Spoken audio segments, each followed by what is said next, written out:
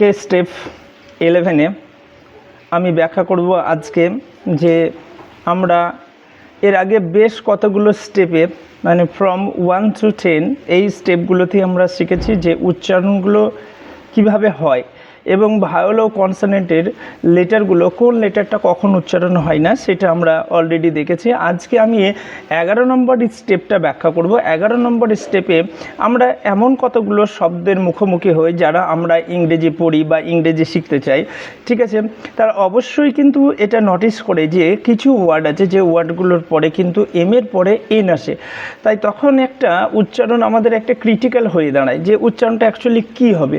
তখন কিন্তু আমরা যে উচ্চারণটা দেখি সেই উচ্চারণটা এর পরে থাকলে এম লেটার মানে C+C consonant, M is consonant and N is also consonant. তো এম কনসোনান্টের পরে এন কনসোনান্টটা যদি থাকে তাহলে কিন্তু এন কনসোনান্টটার আমরা উচ্চারণ করি না, সেক্ষেত্রে দেখা যায় যে সেটা সাইলেন্ট থাকে।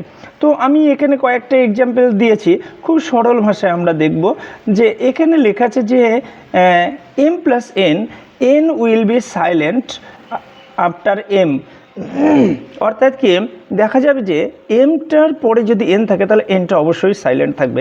তাহলে তারপরে আমরা দেখি যেমন কন্ডেম, এই ওয়ার্ডটাই দেখতে পাচ্ছি, we are watching this word and we are reading this word.